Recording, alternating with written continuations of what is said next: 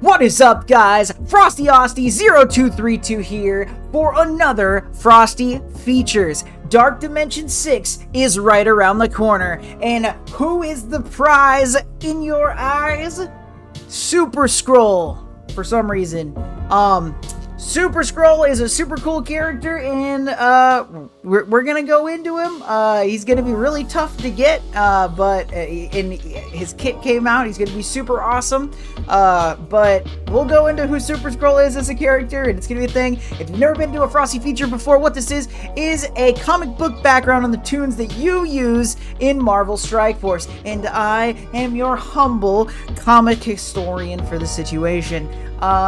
Yeah, so we namely stick to 616 canon. Super Skrull's kind of all over the place. He's been around for a while, so, you know, stick to it where you want it, where you want. So, here we go. Let's do this. Using a different computer to do this. Let's go. All right, according to Scopely, the Fantastic Four have faced many formidable foes, but few were equally matched as Super Skrull. His real name is Kl'rt, a Skrullian warrior who was gifted the ability to emulate all the superpowers of the Fantastic Four. This makes Super Skrull an incredibly powerful villain, able to challenge the strongest of heroes. Okay, so I want to give a little background on this background. They actually didn't release a full background. Usually you get a pretty solid paragraph. This is the only thing they released as a description as to who Super Skrull is. So this is what I'm giving you. There it is. So we're gonna kind of grade this later. But who is Super Skrull? That's our boy right there. Super Skrull. His name is Kl'rt.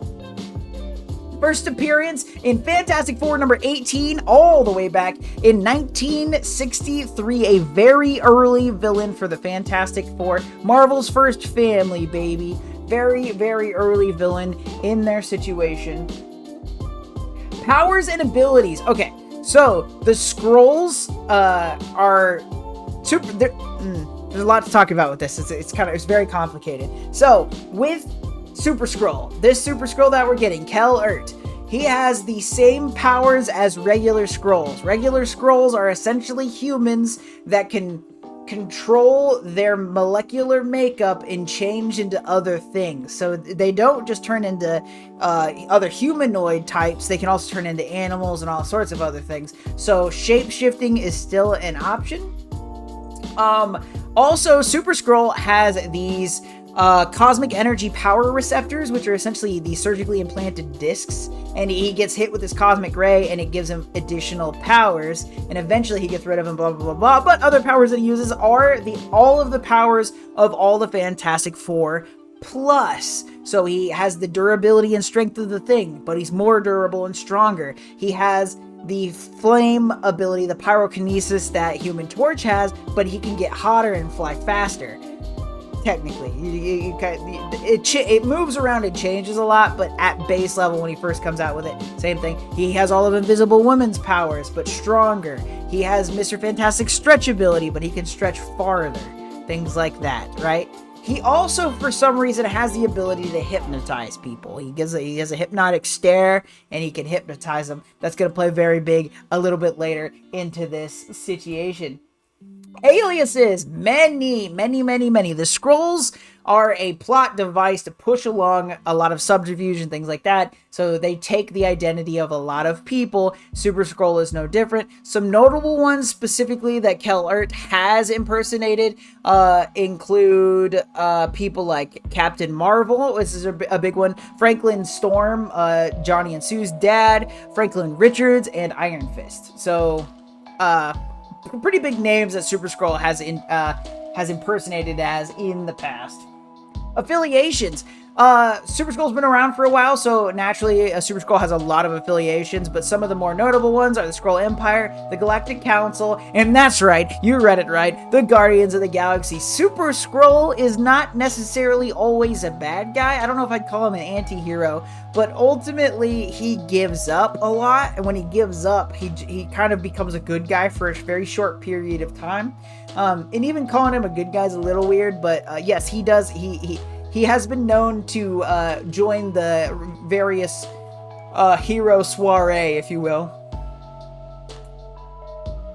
Okay, who died? Sarnog. It's his son. His son dies in a kind of gruesome way, and he has to witness it. But that actually doesn't make Super Skrull who he is. Super Skrull is who he is beforehand.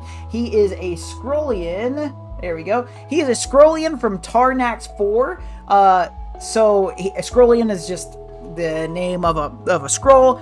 So he is a very proud member of his race, and one of his big things is he wants to bring honor to his race, he wants to bring honor to himself, and he wants to be acknowledged by the Emperor or whoever's in control of the Skrullian race at the time. So all of his motivations herein kind of come from this like need to be exceptional even for his race, right? What's a Super Skrull? So, Kl'rt is the first Super Skrull that's ever introduced in Marvel, but there's actually Super Skrull is like a subsection of, so like in Marvel how there's humans and then there's mutants, or there's humans and Inhumans. With Skrulls there are Super Skrulls. So what Super Skrulls are, especially at the beginning, and they kind of go forward and act like this, are a Skrull, which once again, Skrulls have the base power to transform. A Super Skrull is somebody who has superpowers beyond that, right?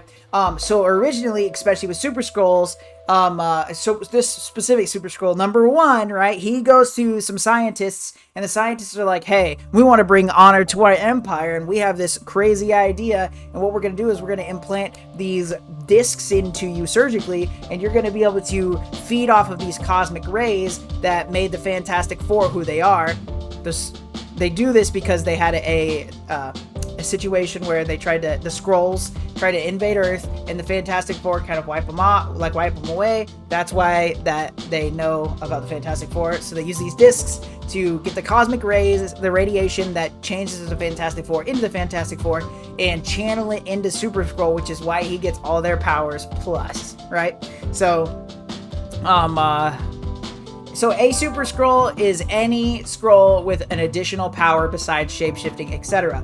Other notable Super Skrulls. So this is Kl'rt is the kind of the main. He's the main guy, debatably the strongest Super Skrull, the first Super Skrull, but also some other notable ones being Paibok, who uses ice powers and flies, and Elijah, who uses also flies and uses lasers. So check them out if you're interested in some other comic book characters with secret wars or secret invasion coming out via the MCU. Maybe we'll see Paibok or Elijah kind of around, but those are some different Super Skrulls. An insanely powerful failure. If you look into the history of Super Skrull, he never wins. Pretty much ever, right? Which is crazy because he is extremely powerful due to the fact that Invisible Woman alone is an extremely formidable force as far as powers go. But he's got all of the powers of the Fantastic Four, plus regular Skrull powers, plus hypnosis for some reason, and yet he loses over and over and over. Any matchups against Thor, Captain Marvel, Avengers, Fantastic Four. He can take on multiple of these characters at one time, fighting all of the Fantastic Four at the same time, and yet when you see Super Skrull in a situation, he fails. And this is such a thing. This isn't just like, oh, comic book nerds notice this. No. This is also in canon, where he fails so much that he gets banished from the Skrull Empire.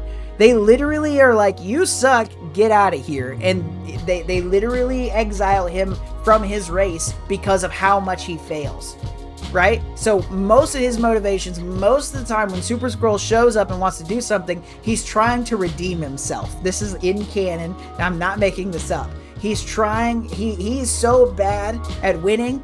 He's so strong, it's crazy. But he's trying to redeem himself.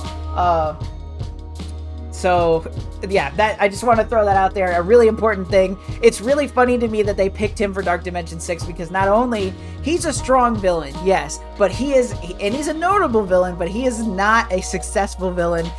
He's up against the likes of Doctor Doom, who has controlled the universe, Dormammu, who kind of controls the universe, Ultron, who takes over planets, and there's even a couple universes where Ultron rules it, right?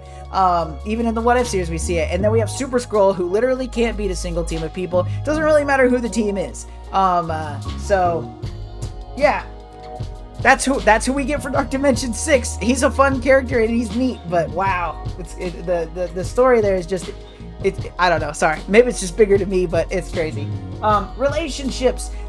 So he's exiled, so he doesn't have a lot of relationships, but he has a son and a daughter, Zarnog and Jazinda. Zarnog is killed in front of him, and he ends up having to live with that. And Jazinda, so from the beginning, they have the kid, not from the, this is more of a retcon, it's just showing his past, but we don't know who his wife is. He has an unnamed wife who's supposedly some sort of Skrullian countess, that sort of like funds his situation at the beginning, where he ends up working with scientists. But with his kids, he watches Zarnog die, and Jazinda, he resents really heavily. He doesn't like her even from when she's a child, and she ends up growing up and becoming kind of a pretty successful Skrull, kind of a good, actually really good guy Skrull, working with people like the Avengers and stuff on Earth. So that's pretty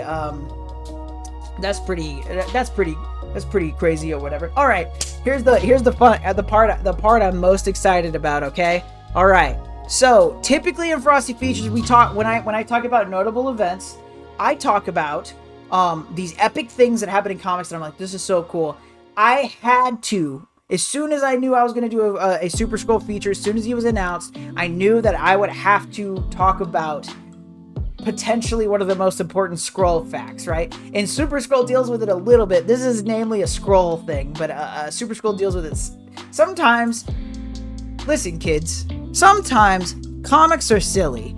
A lot of times comics are awesome. Sometimes comics are silly, and people make really bad decisions. And what we're about to talk about, and I judged this up to make it sound a lot cooler, but what we're going to talk about is Skrull Bostaurus. I made it sound cooler, but what we're talking about right now is on computer Skrull cows. Okay, so if any of you in chat or anyone watching this has read comics, you know where I'm going with this. But there is a situation. So these Skrulls have dealt with the Fantastic Four a few times. Historically, like chronologically, they actually attacked during the Revolutionary War, but Fantastic Four does a lot of time traveling, and they fight back the Skrulls. And then the Fantastic Four initially fight off a Skrull invasion. Well, after that Skrull invasion, and kind of before Super Skrull is a thing, the Skrulls send 4 Skrulls, and they're like, okay, what we're going to do is we're going to have 4 Skrulls pretend to be the Fantastic Four. I can't remember what it was, but the Fantastic Four are out of commission for a short period of time. So they're like, we're going to have these 4 Skrulls pretend to be the Fantastic Four, get on national news, and just be a bunch of jerks, so that the United States the government will like discredit them, get rid of them, and the Fantastic Four will be no more. Muhahaha, then we can invade Earth, no problem, whatever. So they do this, and then Reed Richards and the Fantastic Four show up, and they're like, yeah, we're not gonna let this fly. So they knew, but Reed, once again, Reed being the smartest human in Marvel Universe, knew that, okay, well, if it's these 4, then there's an invasion coming by. So what they did was they captured the 4 Skrulls, and they come forward as themselves and sort of patch everything, or they keep pretending to be the Skrulls, so they then convince the Skrull invasion that's going to happen to leave. And in the process, they have 3 of them that are like bound and tied up or whatever, but 1 escapes. Supposedly he's sent back to the Skrullian Empire, so that he could be like, hey, don't do the invasion, there's these giant monsters that are attacking. So Reed like sends him back or whatever, and then they take the other 3, and then Reed develops this thing to hypnotize Skrulls, and he convinces the Skrulls that they're cows, and then they become cows because they're Skrulls, right? This is not the end of the story, but this is how that section ended. So now, with these cows, Reed's like, well, they're cows now, and they think they're cows, so they're safe. I'm gonna give them to a farm. So he gives them to a farm, and then these Skrull cows start breeding with other cows, and then they make a hybrid Skrull cows, right? And so, the way Super Skrull gets into this is the fourth the fourth Skrull that got away, he runs off and he actually runs into Super Skrull, and they're like, okay, well, we're gonna go back and we're gonna uncow our Skrulls, and then we'll come in and we'll surprise them essentially and take them over. And so they develop a hyper beam, Super Skrull and this fourth Skrull, and they develop a hyper beam and they bring all these Skrulls back, and then Super Skrull goes and portrays as Warren Craddock as a presidential candidate, and he's trying to once again discredit the Fantastic Four. And then one of the other Skrulls did that, and then Super Skrull disguises himself as Carol Danvers, Captain Marvel. Silly Story is putting this wildly. I'm not done, Fets. I'm not done.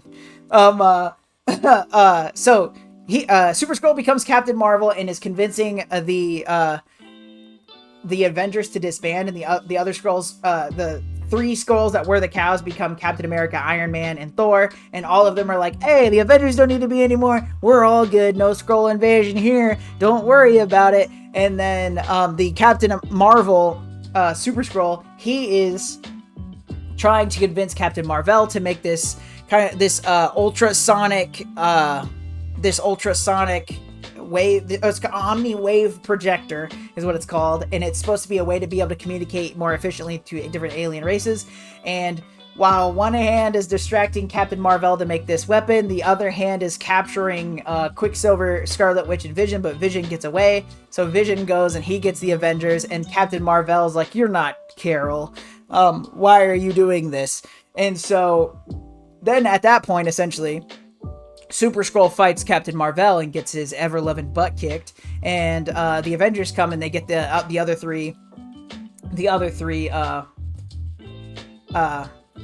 Skrulls. Sorry, they get the other three Skrulls, and so Super Skrull ends up getting imprisoned. He always does, and the other three Skrulls are once again turned into cows. Well, this time, so Super Skrull's out of the picture at this point, but I want to throw out there this time, when they the U.S. government wants them turned back into cows so that they can murder them and turn them into beef. So they murder them and turn it into beef, but lo and behold, in a storyline shortly after this beef ends up being distributed to people in this town, and the people in the town start mutating into Skrulls because they're eating Skrull cow beef. And I'll leave it there for you, right? So, that is Skrull Boss Taurus. It is the Skrull cows. It is very fun to read about. It actually happened in the Marvel 616. This is main canon storyline stuff. This is important stuff in the Nexus universe, y'all. All right, next up we have Lon Zelig. So Lon Zelig is essentially. So that was an example of Super Skrull failing. There's many others, getting his butt kicked by everyone. Eventually. And even when he never really actually fully succeeds, but when he proves himself useful and things like that, his emperor never really acknowledges his existence. His emperor being Dork the Seventh, never really acknowledges that he's worth anything. So eventually he gives up. So when he gives up, he decides to be a good guy, right? And once again, he'll be a good guy when the needs suit him. Very similar to kind of Namor, I think, but where Namor kind of leans a little bit more towards heroic or like having a good cause. Super Skrull's a little bit more selfish, whatever. But at a point, he gives up. He's not trying to make a point to anybody. He's just trying to live his life. So he decides to disguise himself, and he names himself Lon Zelig, who is this special effects makeup artist for movies. What a great job for a Skrull. And so he's being the special effects makeup artist. He's trying to live a normal life, and he ends up doing a movie with Johnny Storm, who doesn't know that he's Super Skrull, and they show up for their first production meeting for the movie, and all of a sudden turns out there's a Skrull kill squad, a bunch of assassins that come to kill Super Skrull. And at which point, Super Skrull has to kind of show his hand, but Super Skrull, once again, even though a failure, is not a weak, regular Skrull. He is kind of the coup de grace as far as strength of Skrulls, and he wipes out, it is a team of, I believe, 4 Skrulls, and he kills all of them. In which he has to reveal to Johnny Storm that he is Super Skrull, but he's trying to live, straight and clean life, and he's not trying to cause any trouble. And Johnny Storm actually doesn't tell anybody. He keeps the secret for a long time, and he's able to live his life. But eventually, even though he's doing his makeup artist and stuff like that, Lon Zelig kind of gives up. He kind of gives up on. He gets bored. Essentially, he wants to leave Earth and he wants to go back to his home. So this is an example of the. By the way, this is an example of the system not working. He wants to go home, so he reaches out to Shield and he's like, "Hey, can I get a ship or something so that I can go back to Tarnax 4? I can go back to the Skrull Empire. Like, I just don't want to be here anymore. I just want to leave." And Shield's like, "Yeah, it's not gonna happen." So Super Skrull's like, "Okay, well, what I'm gonna do is I'm gonna sneak into the Baxter building, Fantastic Four building, and I'm going to steal the stuff to make me kind of go back." And so in response, Reed Richards essentially catches him trying to steal stuff, and he is like, "I'm going to punish you to the full extent of my not law." And he captures beats the living crap out of him, captures Super Skrull, and it's actually the Invisible Woman, because when he sneaks into the Baxter building, he disguises himself as Franklin Richards, who is Susan and Reed's son, Mr. Fantastic and Invisible Woman's son, and he goes in to try to take this stuff. Invisible Woman notices immediately and beats the living actual hell out of this Skrull, right? Beats the crap, like absolutely decimates him. As a reminder, Invisible Woman, especially more recently, Invisible Woman has become this extreme powerhouse, and in this situation, Super Skrull was absolutely no match. But she essentially catches this man trying to just get home, and she brutally beats him within an inch of his life, knocking him unconscious, etc. And then the response that Reed has to this is, "Hey, we shouldn't let this happen." So this is what leads Reed Richards to famously create the Vault in the negative zone. So not only does he send Super Skrull to a different dimension to be jailed up, more or less, he puts him in a super prison in a second dimension, right? And so once again, Super Skrull fails, and it just really brutally kind of screwed him over there. Also in this process, another interesting thing that kind of happened was the reason why he ends up getting kind of the assassins and stuff like that eventually try to contact Super Skrull. This is kind of in the middle, so I'm sorry. They try to contact Mad Thinker, and Puppet Master are trying to get together an army of bad guys. This is just a good story of the Fantastic Four being evil, in my opinion. They're trying to get this army of bad guys who attack the Fantastic Four. They contact Super Skrull, and he kind of ignores it. But then eventually the army happens, and what it was Reed ended up constructing this thing where all of these enemies of the Fantastic Four would show up, and it was just so he could steal all of their DNA so he could track them. So the Fantastic Four can track all of their enemies because of invasion of privacy, and then he makes the prison to send Super Skrull away in a different dimension. Who's the real villain here, Reed? Who is it? Alright. Power level. Marvel Strike Force doesn't care about power level, but here at Frosty Features, we do. And the way this works, if you are multiversal power level, you are a threat on a universal scale. Not even you are a threat on the multiversal scale. You don't just end your reality, but all the realities, as everyone knows it. On the universal scale, you are a threat to your universe. Maybe hop over to another universe and end that one there. On a cosmic level, you are a threat on a planetary scale. You could take out planetary bodies and galaxies or solar systems with enough time and effort. Down to nuclear, you have the power equal to that of a nuclear bomb. You can level small cities up to small planets, once again, with enough effort. Super Soldier means you are beyond all of the capabilities of an actual human being, being able to lift tons and things like that, being able to take down something like a brick wall, and with enough time, energy, and situation, maybe level a city block. City level means you are a human, but you are trained to the peak level of potential for a human being. So we're looking at our spies, our martial arts masters, people like that. And then there's Greg. Greg's the undead Asgardian spawned by Hela in Marvel Strike Force, and Greg, undead physiology, being a summon, not having a whole bunch of health. We're gonna, for the sake of argument, put Greg on the level of human. On the level of human. So if I had a spool of rope attached to the end of a pole and a lot of vim, vigor, and fortitude or something, I theoretically could beat Greg at a fight. Sake of argument. In the case of Super Skrull, we have a situation here where Super Skrull has done many feats of strength, and Super Skrull has done a lot of things that kind of put him at a higher level than he performs. He does not perform at the level at which he could. So, in the situation of Super Skrull, even though he loses to people like city villains, we have a situation where Super Skrull is easily on the nuclear level, if not higher. The Invisible Woman definitely passes him on the ability to use her weapons, or excuse me, her powers, but even Johnny Storm alone has the power of that kind of nuclear bomb. So in the event that we find Super Skrull training, there is a definite possibility he could find himself in the cosmic category, but due to his constant failures and things like that, and he's beaten down like emotionally by these things, he still cannot perform. So even though he has the ability, he really doesn't capitalize, right? So nuclear is where we have him. That's where it's at. And as it comes down to, according to Scopely, they didn't really even try. They honestly didn't even put one out. This is just kind of a little one-sentence blurb about him. It has almost no information besides his name, and it's extremely overgeneralized. It doesn't explain how the power discs work.